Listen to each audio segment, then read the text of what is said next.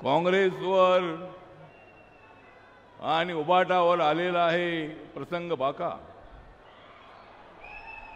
उबाटावर आणि काँग्रेसवर आलेला आहे प्रसंग बाका। मग का निवडून येणार नाही संजय काका? हे लोग बोलते हैं कि भाई संविधान बदलेंगे, लेकिन नरेंद्र मोदी जी, अमित शाह जी संविधान बदलेंगे नहीं, हम कांग्रेस को बदलेंगे, इंडिया आघाड़ी को बदलेंगे, उनको सबक सिखाने का काम करने वाले हैं। उपस्थित बंधू आणि भगिनींनो, देशाचे गृहमंत्री, भारतीय जनता पक्षाचे ज्येष्ठ नेते अमित शाह साहेब या ठिकाणी उपस्थित झालेले आहेत। संजय काकांच्या प्रचाराच्या निमित्ताने या विटा या ठिकाणी ही सभा होत आहे। मोठ्या संख्येने आपण एवढं ऊन असताना या ठिकाणी आलेले आहात।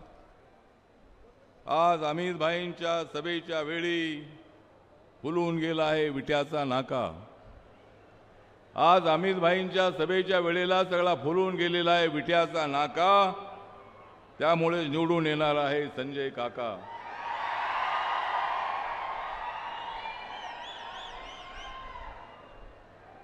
काँग्रेसवर आणि उबाटावर आलेला आहे प्रसंग बाका।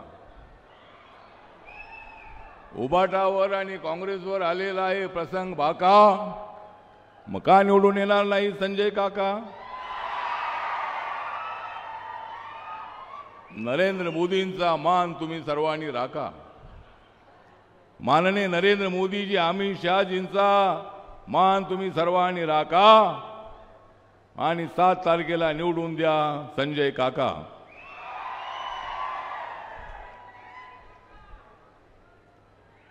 आता बाळासाहेब ठाकरे राहिले नाहीत उद्धवजींच्या पोटी।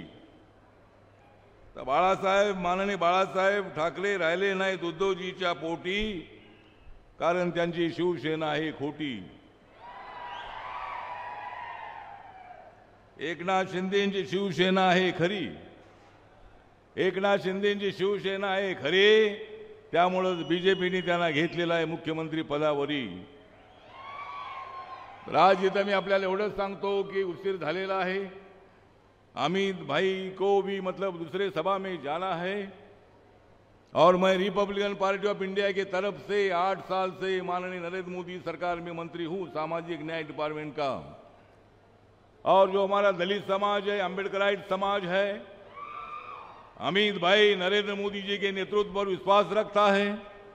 माननीय नरेंद्र मोदी जी ने संविधान को मजबूत करने का काम किया है, लेकिन ये कांग्रेस वाले संविधान की धज्जा उड़ाने का काम कर रहे हैं। राहुल गांधी जी भारत जोड़ो के नाम पर भारत तोड़ो की यात्रा निकाल रहे हैं। समाज को तोड़ने की कोशिश हो रही है, लेकिन माननीय नरेंद्र मोदी जी ने बाबा साहब अम्बेडकर जी को बहुत बड़ा सम्मान दिया है। संविधान दिन पूरे देश भर में मनाया है। बाबा साहब के बहुत सारे मेमोरियल के काम पूरे किए हैं। उसके बावजूद भी प्रचार करते कि भाई संविधान बदलेंगे। जम्मू कश्मीर में संविधान लागू करने का निर्णय लिया।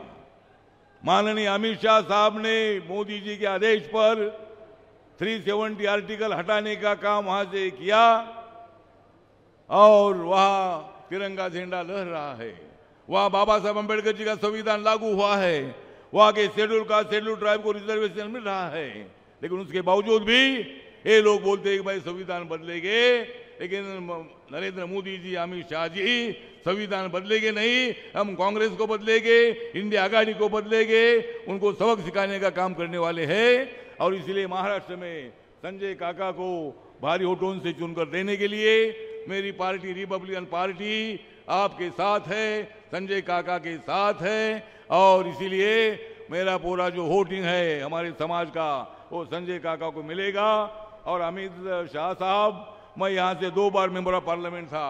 ये खानापुर आटपाड़ी का ये इलाका, जब मैं लोकसभा में था तब ये इलाका मतलब मेरे क्षेत्र में था, लेकिन अब ये सांगली में आ गया है। और सांगली बहुत है सांगली, और इसीलिए इस सांगली लोकसभा क्षेत्र से संजय काका खड़े हैं। उनको भारी वोटों से चुनकर देने का अपील करने के लिए माननीय अमित शाह साहब ये आए हैं, और मैं उनका यहाँ मेरे पार्टी के तरफ से, हमारे महायुति के तरफ से मैं उनका यहाँ स्वागत करता हूँ और मेरे 2 शब्द खत्म करता हूँ। जय भीम, जय भारत, जय महाराष्ट्र।